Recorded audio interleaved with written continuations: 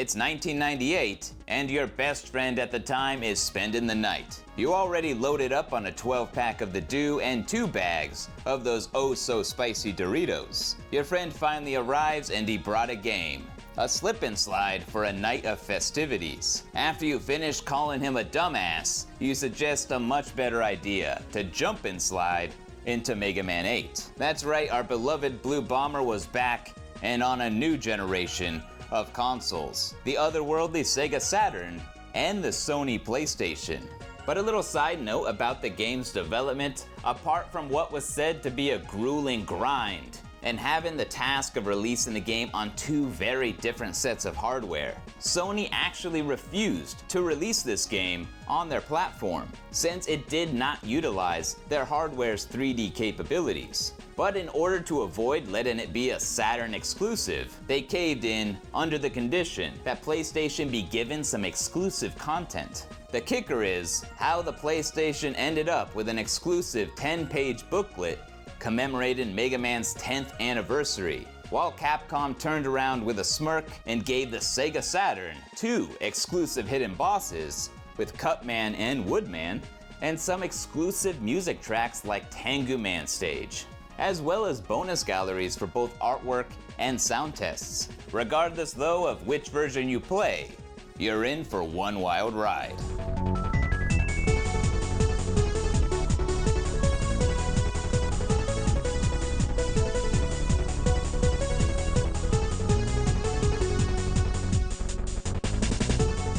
Mega Man 8 is perhaps the most polarizing game in the classic series due to all the fresh ideas at work.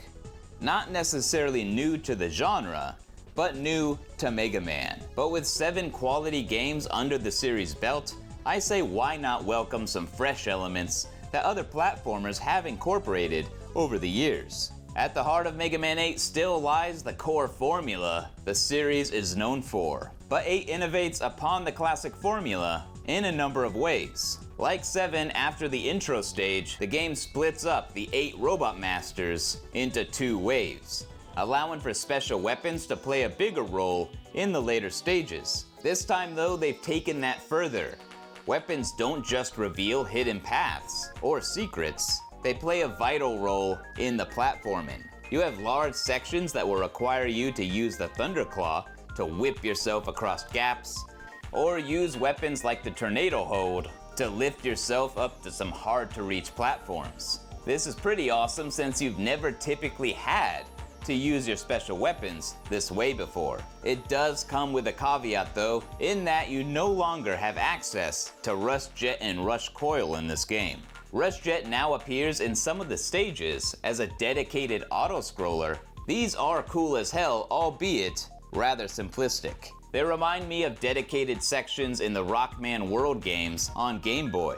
They even added a bunch of shoot-'em-up style power-ups. You can call in your buddy Beat, Eddie, and Otto to join the fight. Beat will launch himself like a missile at enemies, Eddie will drop the bombshell, and Otto will blast enemies with his rocket launcher. There is no Tango here, unfortunately, but you can power up Rush to fire a spread shot. I really dig it when Mega Man games have sections like these, and I hope more of them come in the future. It really adds another dimension to the game and its unfolding story.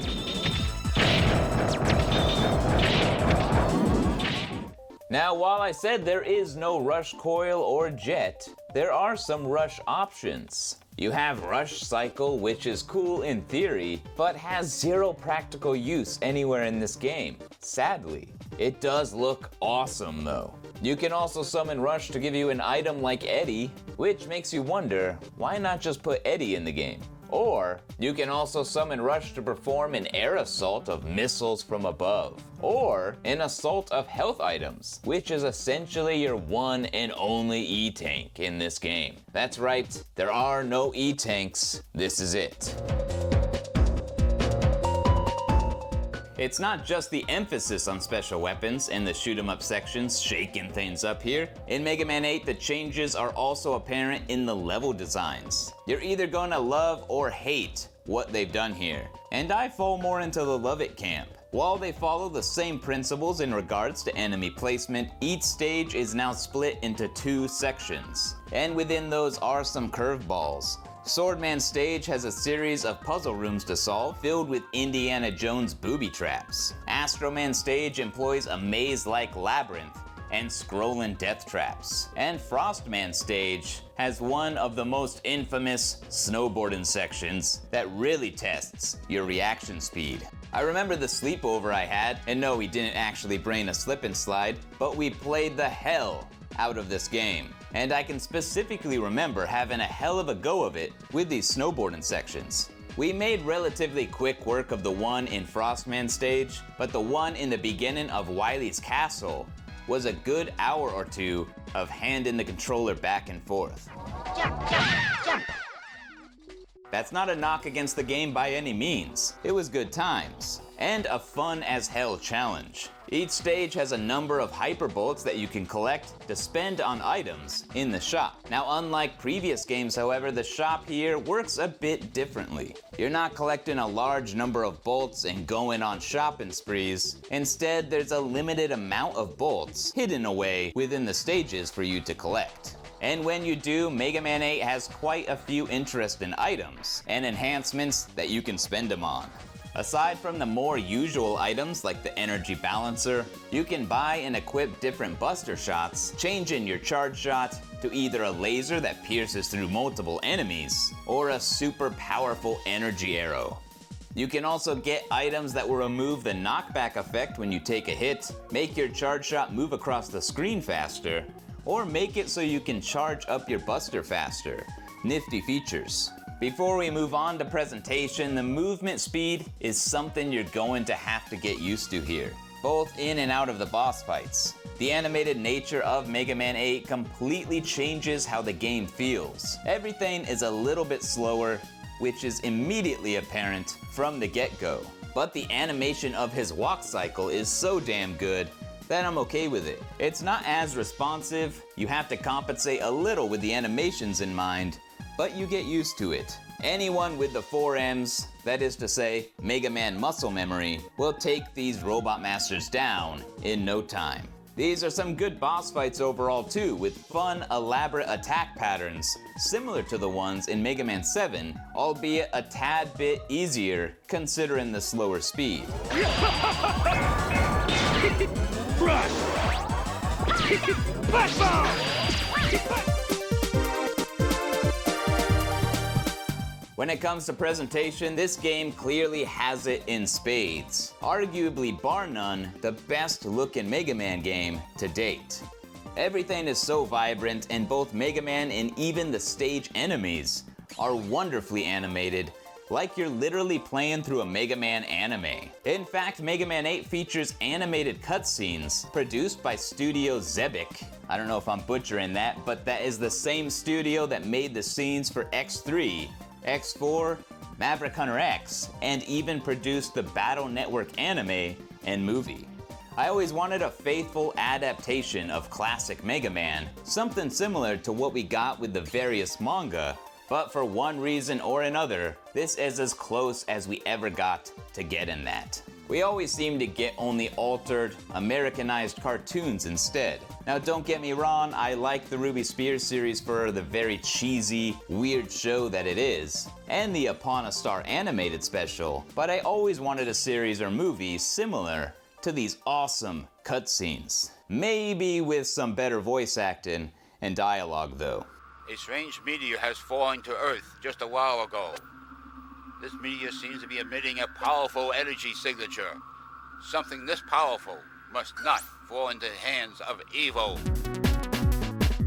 The plot here is solid, and the game introduces some new things. Taking place after the events of Mega Man 7, a large meteor has crashed down on Earth. Mega Man is set to investigate the energy radiating off of the crash site. He arrives to find that it was not a meteor, but a mysterious robot. And Wily has just taken the energy source for himself. And Mega Man sets out to stop whatever evil scheme Dr. Wily has cooked up. The story is solid, albeit very familiar, and doesn't take any risks At least once again, it's introducing some new major characters. I'd really like to see Duo return in Mega Man 12. If there's any gripe that I have with the game's presentation, it's some of the music. Music is in Rockman's DNA, and unfortunately it's a mixed bag here. Don't get me wrong, these are all quality tracks. All of the compositions are top notch, so this is by no means a knock on the composer, Shusaku Uchiyama. In any other game, this would be a solid gold soundtrack. There's just something missing in half of these tracks. The identity. They don't all sound like they belong in a Mega Man game. They don't have those catchy melodies and riffs that we've come to expect from the series. Not all of them though, there are some that knock them out of the park.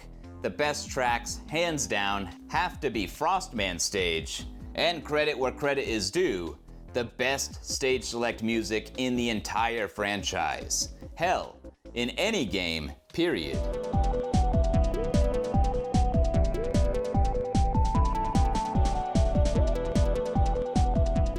For the tracks that don't work, I still enjoy the atmosphere they instill. They do suit the stages they're in, just not the series they're in. For example, let's do a couple quick comparisons. Here's one of the more typical tracks going for that cool vibe compared to one from this game.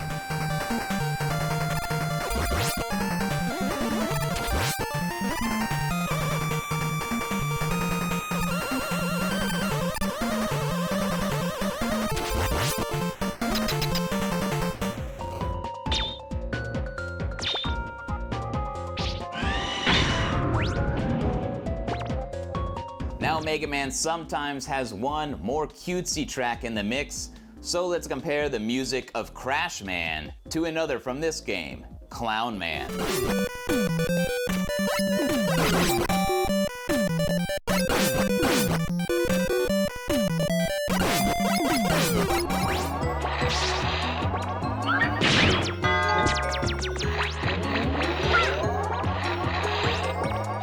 Now, sound design across the board is fantastic. I love the way everything in the game sounds, and you know what? Putting Dr. Light's Elmer Fudd voice aside, I do love the sound of Mega Man's voice. I don't think everyone will agree with me here, but this is how classic series Mega Man should sound. It reminds me of the old school style anime. It's that Astro Boy influence peering through, and that suits him to a T. Hey, Zach! Why must I fight you? We are not enemies! Shut up! I wish I could say the same for the other characters, but I do love the weird, bizarre voice lines that the Robot Masters deliver. I mean, how could you not love Frostman after this? Freeze! I'll crush you! I will beat you! All in all, there's so much to love about Mega Man 8, but it's easy to see why the game is polarizing. Not everyone will like the amount of auto-scrolling sections this game has, from the infamously difficult snowboarding, to the shoot-'em-up sections, to the escape sequences. Nor will everyone dig some of the more puzzle-centric stages. As for me, I really enjoy them and applaud the developers for trying new things. In my opinion, they delivered. Some people want them to adhere strictly to the formula established in Mega Man 2, and I agree to an extent, but only to an extent. As long as the foundation remains the same, I don't mind them building on top of that. They delivered something fresh on top of the gameplay that we know and love. And that is exactly what makes Mega Man 8 so great. Yeah, let's go! Shoot! Fire! Ouch! Hell no! Holding sniper! Go! Ouch! Shoot! Fire! Ouch! Hell no! Hell no!